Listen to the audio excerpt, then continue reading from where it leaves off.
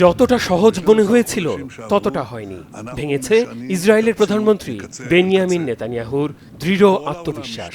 করতে হয়েছে সমঝোতা, পূরণ হয়নি গাজা আর পশ্চিম তীরে আধিপত্য বিস্তারের খায়েশ।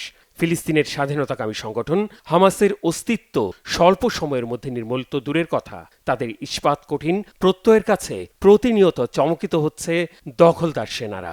গাজার আগুন লেবাননে ছড়িয়ে হিজবুল্লাহ দমনের কৌশলে নেতানিয়াহুর জনপ্রিয়তা হাসিলের ইচ্ছাও মাঠে মারা যাচ্ছে। সেখানেও মার খাচ্ছে, নিহত হচ্ছে ইসরায়েলি সেনারা।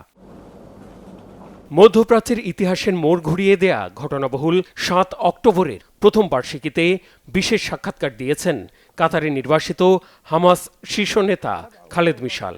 বলেছেন, মধ্যপ্রাচ্য সংকট সমাধানের পথে মূল বাধা যে ইসরায়েল, তা এখন অনুভব করছে বিশ্ববাসী। ৭ অক্টোবরের সংঘাত সবাইকে মধ্যপ্রাচ্য সংকট বাস্তবতার মুখোমুখি দাঁড় করিয়েছে। এই সংকটের মূল ভিত্তি হচ্ছে দখলদারিত্ব। ইসরায়েল আমাদের শত্রু এবং এই অঞ্চলের অনাকাঙ্ক্ষিত অংশ। তাদের অবশ্যই আমাদের ভূখণ্ড ছাড়তে হবে। ইসরায়েলের বেপরোয়া বর্বরতা থামানোর প্রশ্নে মার্কিন প্রশাসন, বিশেষ করে মার্কিন প্রেসিডেন্ট জো বাইডেনের অসহায় আত্মসমর্পণের সমালোচনা করেছেন খালেদ মিশাল। গাজার পর লেবাননে আগ্রাসনকে ইরানের সাথে ইসরায়েলের যুদ্ধ প্রস্তুতি হিসেবে দেখছেন শীর্ষস্থানীয় এই হামাস নেতা।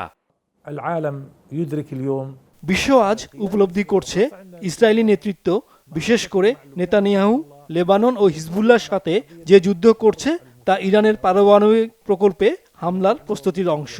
আজকাল যা আরও স্পষ্ট হয়ে উঠছে, যদিও এটা আগেই জানা ছিল। গত ৭ অক্টোবর ইসরায়েলে হামাসের সাঁড়াশি অভিযানকে যৌক্তিক উল্লেখ করে যুগ যুগ ধরে ফিলিস্তিনিদের ওপর চলা হত্যা, নির্যাতন, দখলদারিত্ব আর আগ্রাসনের তথ্য তুলে ধরেছেন খালেদ মিশাল।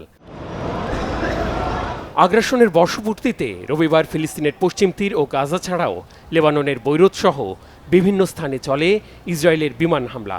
রকেট হামলা চালিয়ে পাল্টা জবাব দিয়েছে হিজবুল্লাহ যোদ্ধারা। এতে ইসরায়েলের আকাশ প্রতিরক্ষা ব্যবস্থা ভেদ করে দেশটির তৃতীয় বৃহত্তম শহর হাইফা ছাড়াও তিবেরিয়াস শহরে আঘাত হানে হিজবুল্লাহর রকেট। এতে কয়েকটি ভবন ও যানবাহন ক্ষতিগ্রস্ত হয়ে আহত হয় অন্তত ১০ জন। ইসরায়েলের দক্ষিণাঞ্চলের একটি সামরিক ঘাঁটিতেও হামলার দাবি করেছে হিজবুল্লাহ। এদিকে শোক, শ্রদ্ধা আর স্মরণ অনুষ্ঠানের মাধ্যমে ঘটনাবহুল ৭ অক্টোবরের বার্ষিকী পালন করেছে ইসরায়েল। ফুলেল শ্রদ্ধা, মোমবাতি প্রজ্বলন, মানববন্ধন, নীরবতা পালন আর প্রয়াতদের স্মরণ করেন তাদের পরিবারের সদস্য, বন্ধু ও স্বজনরা।